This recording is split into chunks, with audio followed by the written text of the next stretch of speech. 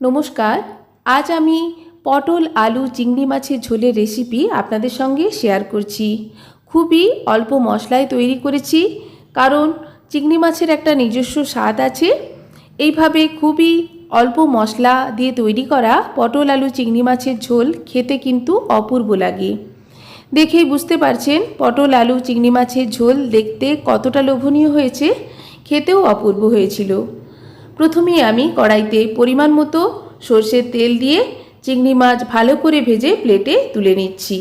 চিংড়ি মাছ ভাজার অবশিষ্ট তেলেই হাফ চামচ পাঁচফোড়ন ও একটা তেজপাতা ফোড়নে দিয়ে ফোড়ন থেকে সুন্দর গন্ধ বেরিয়ে এলে কেটে রাখা পটল আলু এখানে দিয়ে দিচ্ছি। ফোড়নের সঙ্গে পটল আলু নাড়াচাড়া করে নিচ্ছি কয়েক সেকেন্ড সময় ধরে। এরপর পরিমাণ মতো লবণ ও হলুদ এখানে দিয়ে দেব। লবণ হলুদ ভালো করে মিক্স করে গ্যাসের ফ্লেম লোতে করে ঢাকা দিয়ে দেব। ফলে পটল আলু খুব ভালো করে ভাজা ভাজা হয়ে যাবে এবং এইভাবে ঢাকা চাপা দিয়ে আবারও ঢাকা খুলে নাড়াচাড়া করে পটল আলুকে এই পর্যায়ে মিনিট 3 মতো আমি রান্না করে নেব। ফলে 50% মতো সেদ্ধও হয়ে যাবে। 3 মিনিট এইভাবে ঢাকা চাপা দিয়ে ও ঢাকা দিয়ে নাড়াচাড়া করে রান্না করার ফলে দেখুন অনেকটাই পটল সেদ্ধ হয়ে গেছে। দিয়ে দিচ্ছি কেটে রাখা টমেটোকেও নাড়াচাড়া করে হালকা করে ভাজা ভাজা করে নেব।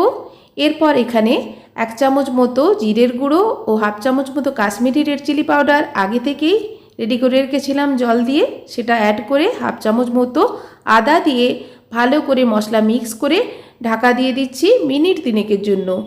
মশলার জলেই কিন্তু মশলা খুব ভালো করে পটল আলুর সঙ্গে কষানো হয়ে যাবে এবং দেখুন পটল আলু কিন্তু এই পর্যায়ে সম্পূর্ণ সেদ্ধ হয়ে গেছে এইভাবে ঢাকা দিয়ে রান্না করার ফলে। দেখুন একটা আলু কেটে দেখিয়ে দিচ্ছি। পটল ও আলু খুব ভালো করে সেদ্ধ হয়ে গেছে।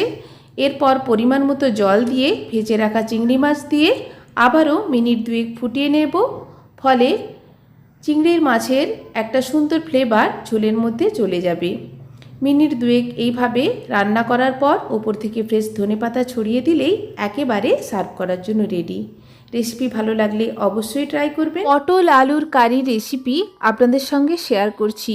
পটল আলুর কারি তৈরি করার জন্য প্রথমেই কড়াইতে 3 চামচ সর্ষের তেল দেওয়ার পর ফোড়নে হাফ চামচ মতো গোটা জিরে ও একটা তেজপাতা দেওয়ার পর দিয়ে দিচ্ছি কেটে রাখা পটল ও আলু। পরিমাণ মতো লবণ হলুদ অ্যাড করে লবণ হলুদ ভালো করে মিক্স করে গ্যাসের ফ্লেম মিডিয়ামে রেখে পটল আলু মিনিট 2 সময় ধরে অনবরত নাড়াচাড়া করে নিচ্ছি। এইভাবে নাড়াচাড়া করে নেওয়ার ফলে পটল আলু হালকা করে ভাজা হয়ে যাবে। এরপর গ্যাসের ফ্লেম লোতে রেখে ঢাকা দিয়ে দিচ্ছি মিনিট 3 জন্য। 3 মিনিট পর ঢাকা খুলে নাড়াচাড়া করে দিচ্ছি।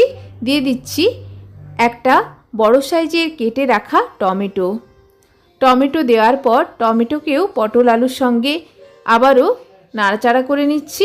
ফলে টমেটোও কিন্তু হালকা করে ভাজা হয়ে যাবে। এরপর গ্যাসের ফ্লেম লোতে রেখে আবারও মিনিট 3 জন্য ঢাকা দিয়ে দেব।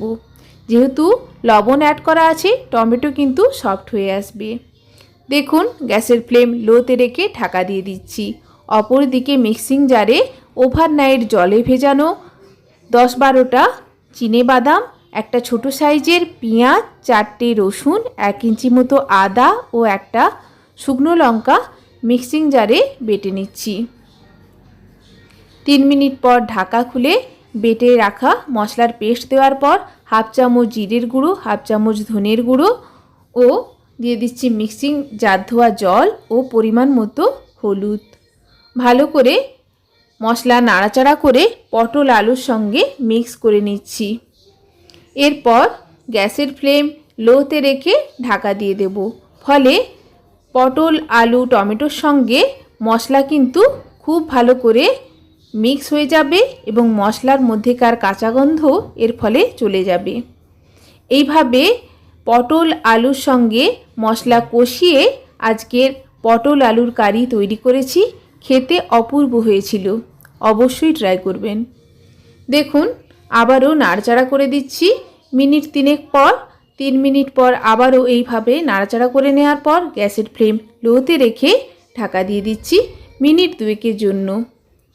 ফলে খুব ভালো করে পটল আলু যেমন সেদ্ধ হয়ে যাবে, মশলাও কিন্তু কষানো হয়ে যাবে। এইভাবে রান্না করার ফলে মশলার মধ্যেকার কাঁচা গন্ধ সম্পূর্ণ চলে যাবে। দেখুন খুব ভালো করে পটল আলু সেদ্ধ হয়ে গেছে। একটা আলু কেটে আমি দেখিয়ে দিয়েছি। এরপর ছোট বাটির 1 বাটি মতো জল এখানে অ্যাড করেছি। বেশি জল অ্যাড করিনি, ছোট বাটির 1 বাটি মতো জল অ্যাড করেছি গ্রেভিটা একটু ঘন রাখার জন্য। ওপর থেকে ছড়িয়ে দিয়েছি ফ্রেশ ধনেপাতা। সবশেষে স্বাদটা ব্যালেন্স করার জন্য সামান্য একটু বাটার অ্যাড করছি। আপনারা চাইলে চিনিও অ্যাড করতে পারেন। দেখুন বাটার ভালো করে মিক্স করে দিচ্ছি। একেবারে সার্ভ করার জন্য রেডি দুর্দান্ত স্বাদের পটল আলুর কারি। রেসিপি ভালো লাগলে অবশ্যই ট্রাই করবেন। ধন্যবাদ।